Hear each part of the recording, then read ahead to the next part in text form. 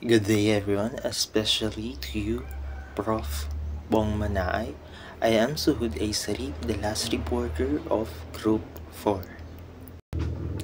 Just like the Greeks, Romans, and Norse, the Philippines also has its own share of fascinating mythical beings and supernatural beliefs. Our folklore is filled with stories of aswang, kapre, tikbalang, tiyanak, and etc. Creatures and spirits that have long captured the imagination of Filipinos. Moving forward, we will now explore a topic that highlights the richness of our own culture, mythical creatures and folk beliefs in the Philippines. Mythological creatures are supernatural beings from oral tradition that embody fears, hopes, and lessons of Filipino culture. So when we say mythical creatures, we are talking about beings that are different from humans because they have supernatural abilities. We often hear stories about them being frightening, right? But beyond the fear, these creatures also carry the hopes, values, and important lessons of the Filipino people. For example, the kapre teaches children not to play at night, while the tikbalang warns every traveler to respect nature. Filipino folk beliefs, sometimes called pamahiin, are practices and superstitions rooted in indigenous animism and ancestor worship, often blending with Catholic teachings. Folk beliefs are superstitions, meaning they are ideas or practices people follow because they believe these actions can bring good luck or prevent bad luck. These beliefs became part of our culture because of indigenous animism, which is the belief that spirits live in the nature, such as in trees, the home of the kapre, rivers, um, where the sirena lives, the mountains, where the encanto dwells, and animals.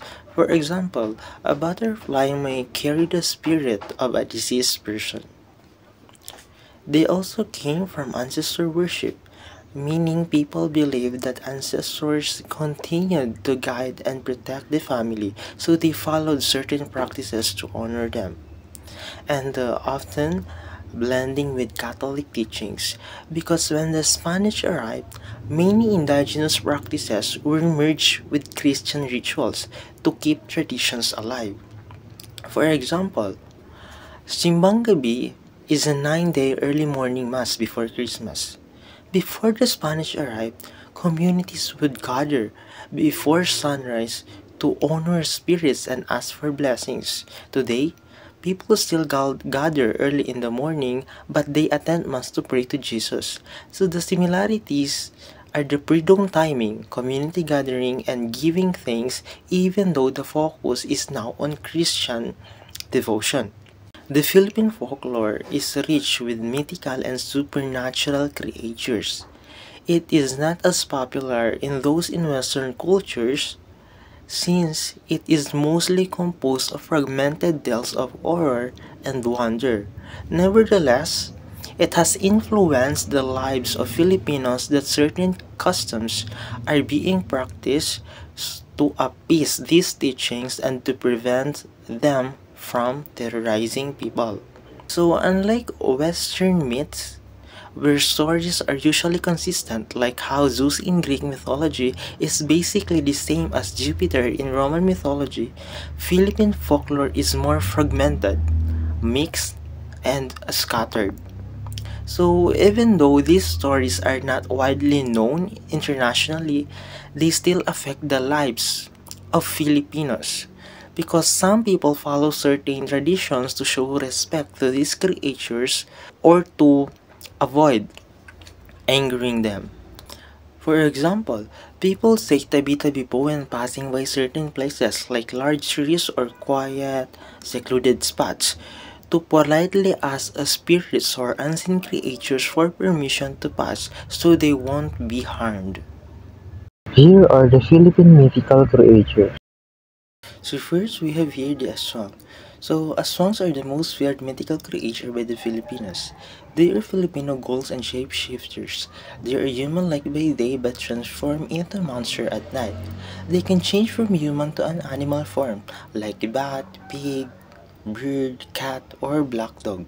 So, I know most of you are familiar with the aswang.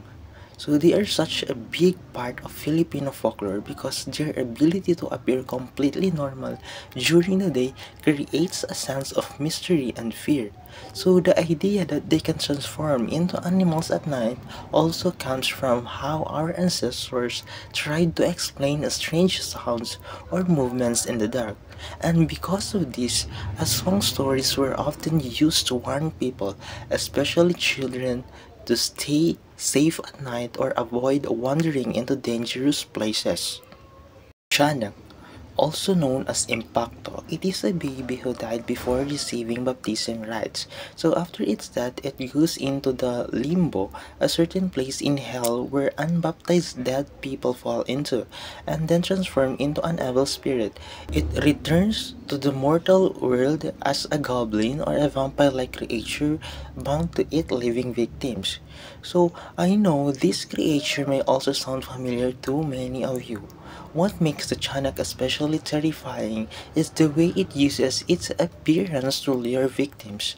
Because it looks and cries like a real baby, so people instinctively approach it, thinking it's need help. So the moment someone picks it up, it reveals its true demonic form. So stories like these were often told to warn people, especially at night, to avoid isolated areas and to be cautious of strange sounds in the dark.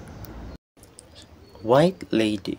So a white lady is a type of ghost of spirit, so usually described as a woman dressed in a long white gown, often with long back hair. So she is said to appear suddenly in dark, deserted places, sometimes floating above the ground.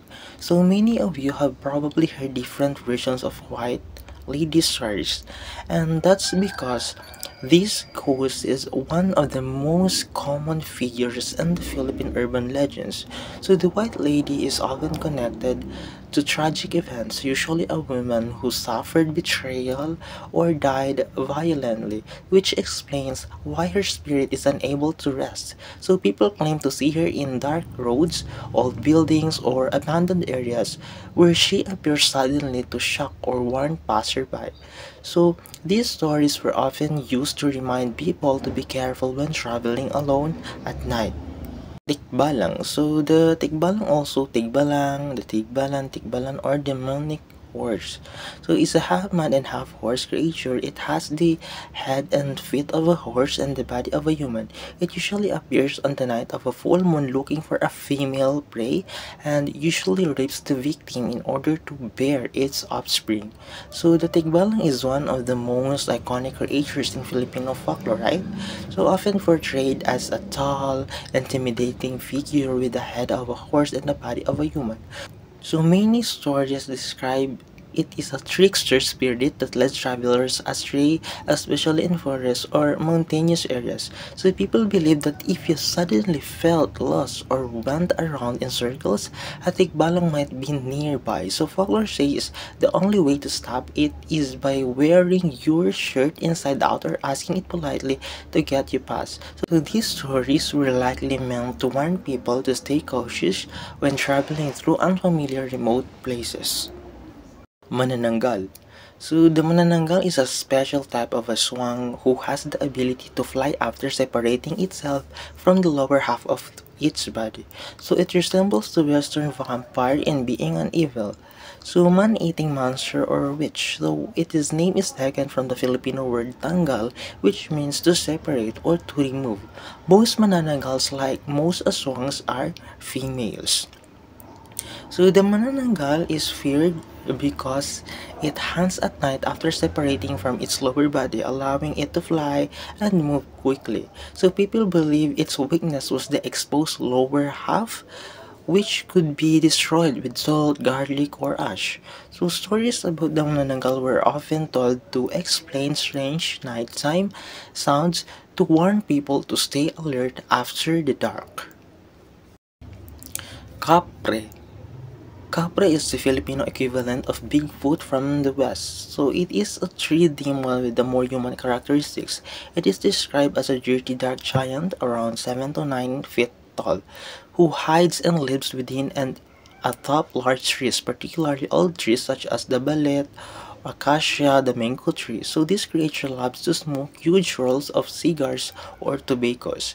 So the copper is known for being a tree-dwelling giant who can be both frightening and mischievous. People say it hides in large old trees and watches those who pass by, sometimes playing tricks on them. So stories about the capre were likely used to teach respect for nature and to warn people to be careful around big old trees. Encanto. So, encantos or encantadas, when referring to female creatures, are nature fairies and spirits. So, they are said to be angels who revolted with Lucifer against the Lord. When the angels of God above them out of heaven, some fell on earth. So, those who fell in the forest or thick woods and live in trees are the encantos. So encantos are believed to be powerful spirits that live in forests and thick woods. They can be both helpful and dangerous depending on how humans treat nature around them. Stories about encantos were often told to explain mysterious events in the forest and to encourage respect for the natural world. Nuno sa Punso. A nuno or nuno sa punso is a dwarf-like creature or goblin in Philippine folklore which lives in an anthill or termite mound. The term nuno sa punso means ancestor or grandparent of the anthill. It is described as a small old man with a long beard. It is ill-tempered and easily gets angered.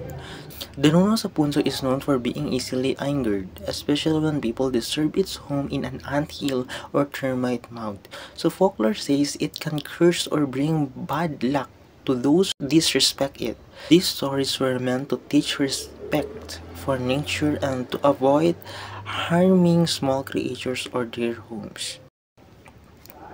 So lastly, we have dear Sirena. So the Sirena of Philippine mythology shares many similarities with its Greek counterpart. These water spirits have the upper body of a woman and the lower half of a fish, often described as mesmerizingly beautiful. They are said to use their enchanting songs and allure to lure the seafarers into dangerous waters. So the Sirena is known for using her beauty and enchanting voice to lure sailors and fishermen. So people believe she could bring danger or misfortune to those who ignored the warnings of the sea. So stories about the Sirena were often told to teach respect of the ocean and caution while traveling on the water.